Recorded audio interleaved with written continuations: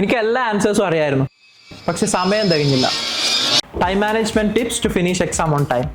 നിങ്ങൾ Goethe exam അല്ലെങ്കിൽ ഏത് എക്സാമിന് പ്രിപ്പയർ ചെയ്യുന്ന ആളുകളാണെങ്കിൽ നിങ്ങൾക്കറിയാം പല പാറ്റേണിലാണ് ക്വസ്റ്റ്യൻസ് വരുന്നത്.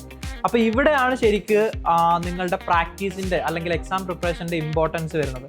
കാരണം ഇപ്പം ഞാൻ ഷ്രൈബൻ പാർട്ടിനെ കുറിച്ച് സ്റ്റാർട്ട് ചെയ്യാം. ഷ്രൈബൻ എന്ന് പറയുന്ന ഒരു മൊഡ്യൂൾ അറ്റൻഡ് ചെയ്യുന്ന സമയത്ത് നോർമൽ ഗ്യോത്തെ എക്സാമിൽ നോക്കുന്ന സമയത്ത് നിങ്ങൾക്ക് 2 പാർട്ട്, ടൈൽ 1 ടൈൽ 2 2 പാർട്ടാണ് വരുന്നത്. അപ്പോൾ ഈ 2 പാർട്ടിനും എത്ര ടൈം ഞാൻ സ്പെൻഡ് ചെയ്യണം, അല്ലെങ്കിൽ ആ ഫസ്റ്റ് പാർട്ടിൽ ഞാൻ എത്രത്തോളം ടൈം സ്പെൻഡ് ചെയ്യണം എന്നുള്ള ഒരു എക്സ്പീരിയൻസ് ഇല്ലാത്ത ഒരാളാണ് എക്സാം എഴുതുന്നെങ്കിൽ ഓട്ടോമാറ്റിക്കലി നിങ്ങൾ കേൾക്കുന്നതാണ് ഞാൻ ആദ്യം പറഞ്ഞ കാര്യം. എനിക്കെല്ലാം അറിയാമായിരുന്നു, പക്ഷെ സമയം തികഞ്ഞില്ല എന്നുള്ളത്.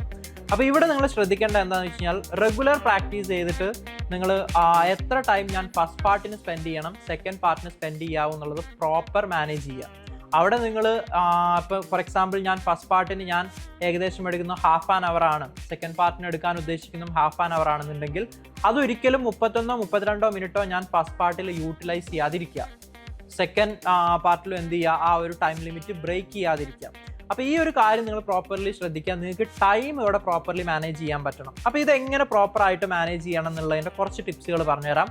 ആദ്യത്തേത്, നിങ്ങൾ ക്വസ്റ്റ്യൻസ് പ്രോപ്പറായിട്ട് വായിക്കുക എന്നുള്ളതാണ്. ഇപ്പോൾ നിങ്ങൾ ഷ്രൈബൻ എക്സാം അറ്റൻഡ് ചെയ്യുന്ന സമയത്ത് നിങ്ങൾക്ക് 2 ക്വസ്റ്റ്യനാണ് മെയിനായിട്ട് ഉണ്ടാവുക.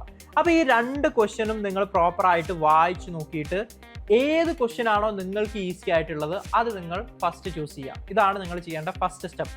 ഏത് ക്വസ്റ്റ്യൻ ആണോ നിങ്ങൾക്ക് ഈസി ആയിട്ട് അറ്റൻഡ് ചെയ്യാൻ പറ്റുന്നത് ആ ക്വസ്റ്റ്യൻ ആയിരിക്കണം ഫസ്റ്റ് അറ്റംപ്റ്റ് ചെയ്യേണ്ടത്. അതിന് നിങ്ങളൊരു ടൈം വെക്കുക. അതിന് നിങ്ങൾ ഫോർ എക്സാമ്പിൾ ഇപ്പോൾ ഞാൻ വെക്കുന്നത് 30 മിനിറ്റ്സ് ആണ്. ആ 30 മിനിറ്റ്സിൻ്റെ ഉള്ളിൽ ഞാനത് തീർക്കും എന്നുള്ളത് ഉറപ്പ് വരുത്തുക. അതിൽ തന്നെ നിങ്ങൾ എന്ത് ചെയ്യണം, അത് റിവൈസ് ചെയ്യാനും ജസ്റ്റ് എഴുതി കഴിഞ്ഞതിൻ്റെ ശേഷം ഒന്ന് വായിച്ച് നോക്കാനുള്ള ടൈമും നിങ്ങൾ അതിനായിട്ട് കൊടുക്കണം. അപ്പോൾ ആദ്യം ഈസി ക്വസ്റ്റ്യൻ പിക്ക് ചെയ്തിട്ട് അത് അറ്റൻഡ് ചെയ്യുക എന്നുള്ളതാണ് ഏറ്റവും നല്ല കാര്യം. സെക്കൻഡ് കാര്യം എന്ന് പറഞ്ഞു കഴിഞ്ഞാൽ ഇത് നിങ്ങൾ എഴുതിയതിന് ശേഷം നിങ്ങൾ റിവൈസ് ചെയ്ത് നോക്കുക. സെക്കൻഡ്ലി സ്പ്രഷൻ എക്സാമിനെ കുറിച്ച് പറയുകയാണെങ്കിൽ നിങ്ങൾക്കറിയാം സ്പ്രഷൻ എക്സാമിൽ നിങ്ങൾക്കൊരു പ്രിപ്പറേഷൻ ടൈം ഉണ്ടാവും, ഒരു 15-20 മിനിറ്റ്സ് ടൈം. ഈ ഒരു സമയത്ത് നിങ്ങൾക്ക് ഏത് ടോപ്പിക്കാണ് പ്രസൻറ്റ് ചെയ്യേണ്ടതെന്നുള്ളതും അതുപോലെ നിങ്ങൾ ഏത് ടോപ്പിക്കിനെ കുറിച്ചിട്ടാണ് ഒരു ഡിസ്കഷൻ നടത്തേണ്ടതെന്നുള്ള ആ ഒരു കണ്ടൻറ്റൊക്കെ ലഭിക്കുന്ന സമയമാണ്. ഇവിടെ നിങ്ങൾ ചെയ്യേണ്ടതും ഇതുപോലെയുള്ള ഒരു ടൈം മാനേജ്മെൻറ്റും പ്രോപ്പർ പ്ലാനിങ്ങുമാണ്. ഇതും കുറേ പേര് എന്ത് ചെയ്യില്ല, കാരണം ക്ലാസ്സുകളിലൊക്കെ പ്രിപ്പറേഷൻ ചെയ്യുന്ന സമയത്ത് കുറേ സമയം ഉണ്ടാവും. കാരണം 1 മണിക്കൂറും 1.5 മണിക്കൂറൊക്കെ പ്രിപ്പയർ ചെയ്തതിന് ശേഷമായിരിക്കും പ്രസൻറ്റേഷൻ അല്ലെങ്കിൽ ഡിസ്കഷൻ ഡിബേറ്റ് ഒക്കെ നിങ്ങൾ ചെയ്യുന്നത്. പക്ഷേ എക്സാം പ്രിപ്പറേഷൻ തുടങ്ങിക്കഴിഞ്ഞാൽ നിങ്ങൾ ഒരിക്കലും ഈ ഒരു പാറ്റേണിൽ പോയത് നിങ്ങളുടെ ടൈം ലിമിറ്റ് ചെയ്തുകൊണ്ട് തന്നെ. കാരണം അവിടെ നിങ്ങൾക്ക് ലഭിക്കുന്നത് 15 മിനിറ്റ് ആണെങ്കിൽ ആ രീതിയിൽ നിങ്ങൾ പ്രാക്ടീസ് ചെയ്ത് തുടങ്ങണം. ആ 15 മിനിറ്റ് കൊണ്ട് വേണം നിങ്ങൾ എന്ത് ചെയ്യാൻ, നിങ്ങളുടെ ഷ്ലുസൽ വ്യോട്ടർ അതായത് കീവേഡ്സ് ഒക്കെ എഴുതിയിട്ട് ആ കീവേഡ്സ് വെച്ചിട്ട് വേണം നിങ്ങളുടെ പ്രസൻറ്റേഷൻ ചെയ്യാനും അതുപോലെ ഡിബേറ്റ് ചെയ്യാനൊക്കെ. അപ്പോൾ ആ 15 മിനിറ്റിൽ മാക്സിമം നിങ്ങൾ എന്ത് ചെയ്യണം, നിങ്ങൾക്ക് ഗ്യാദർ ചെയ്യാൻ പറ്റുന്ന ഈ 2 ടോപ്പിക്സിൻ്റെ പോയിന്റ്സും നിങ്ങൾ നിങ്ങളുടെ പേപ്പറിൽ നോട്ട് ചെയ്ത് വെക്കണം. ഇത് കൺക്ലൂഡ് ചെയ്യാൻ നിങ്ങളോട് എനിക്ക് പറയാനുള്ളത് ഇത്രയാണ്. നിങ്ങൾക്ക് എല്ലാം അറിഞ്ഞിട്ടും ഏറ്റവും കൂടുതൽ ആളുകൾ പറയുന്ന ഒരു കംപ്ലൈൻ്റ് ആയിട്ടുള്ള കാര്യമാണ് എനിക്ക് പ്രോപ്പറായിട്ട് ടൈം കിട്ടിയില്ല എന്നുള്ളത്. അപ്പോൾ ടൈം മാനേജ്മെൻറ്റ് എന്ന് പറയുന്നത് നിങ്ങൾ നിങ്ങളുടെ പഠന സമയത്ത് മുതലേ പ്രാക്ടീസ് ചെയ്ത് വരേണ്ട ഒരു കാര്യമാണ്. എങ്കിൽ മാത്രമേ നിങ്ങൾ എക്സാമിന് പോകുന്ന സമയത്ത് ആ ഒരു ഗിവൺ ടൈമിൽ നിങ്ങൾക്ക് എന്ത് ചെയ്യാൻ പറ്റുള്ളൂ, പ്രോപ്പറായിട്ട് ആൻസേഴ്സ് സബ്മിറ്റ് ചെയ്യാൻ പറ്റുള്ളൂ. അപ്പോൾ ഈ ഒരു കാര്യം നിങ്ങൾ പ്രോപ്പർലി ഫോളോ ചെയ്യുക.